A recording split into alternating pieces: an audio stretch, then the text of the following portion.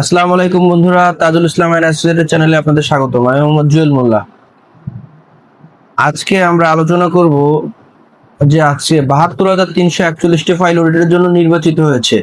সেক্ষেত্রে কোনো করদাতার ফাইল যদি অডিটের জন্য নির্বাচিত হয়, সেক্ষেত্রে করদাতার কি করণীয়, বা করদাতা কিভাবে সে অডিটটা ফেস করবে, বা করদাতার কি ব্যবস্থা গ্রহণ করবে, অফিস থেকে তার তার কি করতে পারে, বা সে কিভাবে এ থেকে রিলিফ পেতে পারে, এই বিষয়ে আমরা আজকে আলোচনা করব।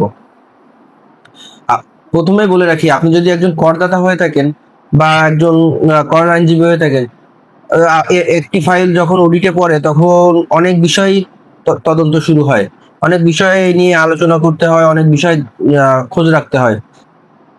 এই জন্য আপনার ফাইল যখন কোনো করদাতার ফাইল অডিটে পড়ে, তখন উপকর কমিশনার একটা নোটিশের মাধ্যমে তার করদাতার সমস্ত আয় বিবরণী, আয় বিষয়াদি যেগুলো ভুল ত্রুটি থাকতে পারে, এই বিষয়ে একটা ব্যাখ্যা চাওয়ার জন্য তাকে একটা নোটিশ দিয়ে থাকেন। সেক্ষেত্রে করদাতা সেই নোটিশটা গ্রহণ করার পরে তার যে বিষয়াদি আছে, সে যে রিটার্ন দাখিল করেছে, রিটার্নে কি উল্লেখ করেছে বা কোনো সমস্যা আছে কিনা, সমস্ত বিষয় উল্লেখ করে সে ব্যাখ্যা দাখিল করে। পরবর্তী প্রসেসে যখন উপকার কমিশনার মনে করে যে তার ব্যাখ্যা সন্তোষজনক নয়, সেক্ষেত্রে উপকার কমিশনার একজন ইন্সপেক্টর নিয়োগ করে।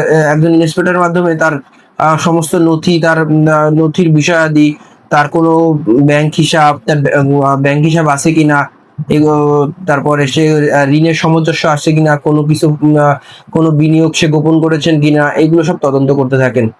যদি কোনো করদাতার কোনো বিনিয়োগ গোপন থাকে বা ঋণের সাথে সামঞ্জস্য থাকে, ব্যাংক লেনদেনের সাথে তার আয়ের সামঞ্জস্য না থাকে, আর্থিক পরিসম্পদের সাথে তার আর্থিক সম্পদের মিল না থাকে, এবং আয়কর রিটার্নে প্রদর্শিত সম্পদের থেকে তার অতিরিক্ত সম্পদ থাকে বা কম থাকে, তার পারিবারিক খরচ যদি সে অতিরিক্ত হওয়া সত্ত্বেও সে কম দেখায়, তার পরিবারের অবস্থা বিবেচনায় যে পারিবারিক খরচ যদি কম হয়, সেক্ষেত্রে উপকর কমিশনার এই বিষয় আদি আমলে নিয়ে থাকেন, এবং একজন ইন্সপেক্টর এই বিষয়ে একটা রিপোর্ট প্রদান করেন যে তার কি কি সম্পদ আছে, তার কি কি আয় ব্যয় আছে, এইগুলো বিষয়ে একটা রিপোর্ট, একটা খসড়া খসড়া তদন্ত রিপোর্ট উপকার কমিশনারের নিকট দাখিল করেন, এবং উপকার কমিশনার এই বিষয়গুলো বিবেচনা করে পুনরায় করদাতাকে অবহিত করেন, এবং তাকে জানান যে আপনি আপনার এই বিষয়াদিগুলো আপনার ফাইলে আপনি ঠিকমতো দেখাননি, আপনার কর কর সংক্রান্ত সমস্যা আছে। সেক্ষেত্রে আপনি চাইলে আপনার যে অতিরিক্ত কর ধার্য হয়েছে, আপনি সেটা পরিশোধের মাধ্যমে সংশোধিত রিটার্ন দাখিল করতে পারেন এবং ব্যাখ্যা প্রদান করতে পারেন এই বিষয়ে। অনেক ক্ষেত্রে উপকর কমিশনার কর্তৃক সেই কাছে সংশোধিত রিটার্ন এবং ব্যাখ্যা প্রদান করলে আপনার অডিটটি নিষ্পত্তি হতে পারে, অথবা উপকার কমিশনার অনেক ক্ষেত্রে আপনার ব্যাখ্যা গ্রহণ না করে ১৮৩ বা ১৮৪ ধারায় আপনার ফাইলটা নিজেই সে তদন্তের মাধ্যমে একটা অ্যাসেসমেন্ট করে আপনার কর ধার্য করতে পারে। এক্ষেত্রে আপনার যে কর হবে, আপনার যে সেটা যদি মনে হয় যে আপনার আপনার আয়ের ক্ষেত্রে আপনার অনেক বেশি কর মানে উপকার কমিশনার ধার্য করেছেন, সেক্ষেত্রে আপনার রিলিফ পাওয়ারও ব্যবস্থা আছে। এক্ষেত্রে আপনি কমিশনার বরাবর রিভিউ করতে পারবেন যে আপনার আয় অনেক বেশি নেওয়া হয়েছে, বা বোর্ডে এডিআর করতে পারবেন। এডিআর এর মাধ্যমেও আপনি রিলিফ পেতে পারেন, এডিআর করলেও অনেক ক্ষেত্রে রিলিফ পাওয়া সম্ভব। আর যদি আপনি এগুলো না করতে চান, সেক্ষেত্রে আপনি সরাসরি আপিলের মাধ্যমে আপনার এই যে অ্যাসেসমেন্ট করেছে, যে অ্যাসেসমেন্টের থেকে আপনার কর কমানোর জন্য আপিলের ব্যবস্থা করতে পারবেন।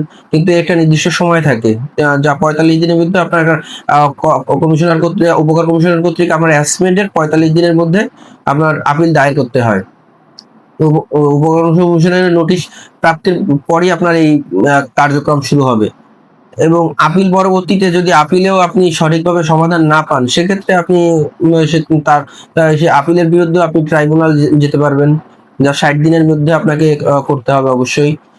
আর যদি সেখানেও আপনি রিলিফ না পান, সেক্ষেত্রে আপনার আর সর্বশেষ আইনের ব্যাখ্যা চেয়ে সেক্ষেত্রে আপনার হাইকোর্টে যেতে হবে।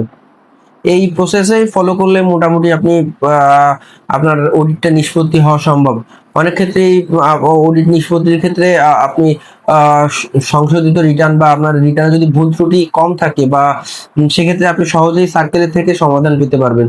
কিন্তু যদি আপনার ফাইলে কোনো কিছু গোপন থাকে, সেক্ষেত্রে আপনার সংশোধিত রিটার্নের মাধ্যমে আপনি এই কর পরিশোধের মাধ্যমে আপনি এই অডিট থেকে নিষ্পত্তি পেতে পারবেন। আর যেহেতু এভাবে অফিসের অনেক ফাইল অডিটে পড়েছে, সেক্ষেত্রে করদাতারাও একটু টেনশনে আছে। অনেক বিষয়াদি আছে। একটা সার্কেলে সর্বোচ্চ 200 ফাইল অডিটে পড়েছে এবং সর্বনিম্ন 20টা।